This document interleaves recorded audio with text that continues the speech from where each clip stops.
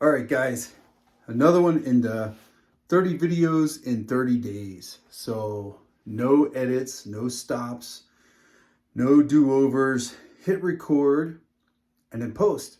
It's been interesting. Talked about that a few times. It's been a pretty interesting experiment just to see what happens. Kind of cool. Learning experience too. Today I was thinking about the power of starting. And there's something to that. There's a lot of energy that comes along with just starting something. The diet, the job, the business, the side hustle, the exercise program, whatever it is. There's just something to just starting. Not having everything perfectly in place, not having everything exactly as it needs to be, just starting. And I think about, if you think about guys in an environment where they don't have access to the best food, the best equipment, whatever, let's say prison. I've never been to prison. Talked to a lot of people that have been, but I do know this, a lot of the facilities, they don't have weight rooms and things like that. They don't have the best food. They're not getting the optimal amount of protein in their diet every day. But yet they make progress, the guys that want to, the guys that want to get it together, that want to get in shape, that want to come out better than they went in. I've talked to quite a few of those guys. I actually work with a few of those guys. And in talking to some of those dudes, they were like, look, man, like you figure out how to do pull-ups. And so you'll do one day where you do a bunch of push-ups and variations of push-ups. The next day you'll do a whole bunch of pull-ups and variations of pull-ups. And then the next day after that, you'll do a whole bunch of squats and leg stuff. So basically a push-pull leg split, but just body weight. And in a year, they really make some significant changes because they just started. They didn't do a whole lot of analysis. They didn't do, they didn't look for studies. They didn't look for everything to be perfect. They just started where they were with what they had and started getting after it. They stopped the drugs. They stopped, drinking the hooch and all that stuff and just ate what they could eat, got the nutrients they could get from the food they're getting and just went to work and just got after it. There's something to that. So while that's important, I wanted to talk about another piece that I think is equally important, and that is to keep showing up. So there's power in just starting. There's quite a bit of energy in that. There's also something to be said for on those days where you don't want to go, the days where you don't want to show up, you show up anyway. You make a deal with yourself and you say, listen, like, I'm not saying I'm going to stay the whole time. I'm not saying I'm going to do the whole workout or the whole training session or the dry fire or whatever it is. Not saying I'm going to do the whole thing, but I'm going to show up. I'm going to go to my dry fire room, the cold room, whatever you want to call it. No weapons in there, just training implements. I'm going to go in there and maybe I'm just going to put my gear on and do a couple practice draws. And I make a deal with myself. I'm going to do 10 practice presentations or 10 up drills with a long gun and then see how I feel. And what's interesting to me is that people who do that, the people that I can get to do that, like just show up to open mat or show up to class. You don't have to do the whole class. Do the warm-ups. Do the first 5 minutes. Do a couple rounds at open mat. Do one round at open mat. Just come to open mat and do one round. Or just, look, you don't have to run the entire 3 miles or 5 miles or whatever is scheduled for you today.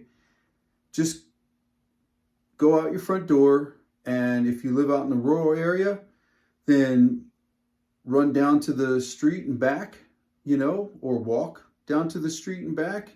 You live in a city, more urban area, maybe go out your front door, walk up to the next intersection, walk back, see how you feel. If you don't feel like doing it, then okay. But all I'm asking is that you show up, that you go out there, you give it a shot, and see what happens.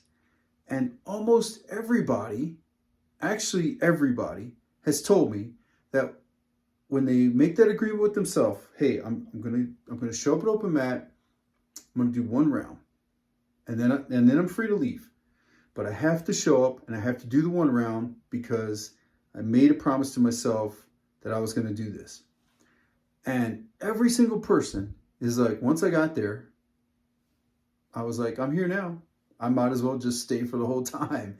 Also, as soon as they start rolling, they started to feel better and they started to feel more like doing it. And then they just got into it, had some fun, and left feeling 100% better. The same for the run or the lift, all of that.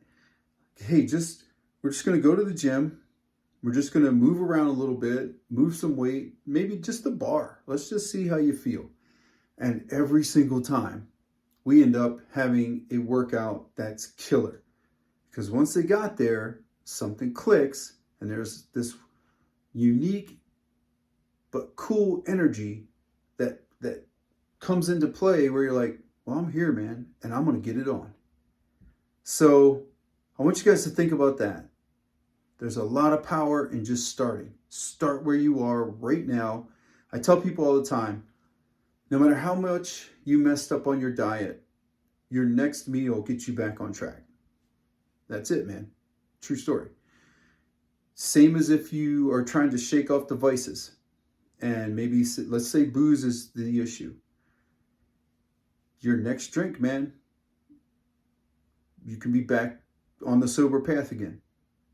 Your next moment of choice, make the right decision, you're back on track.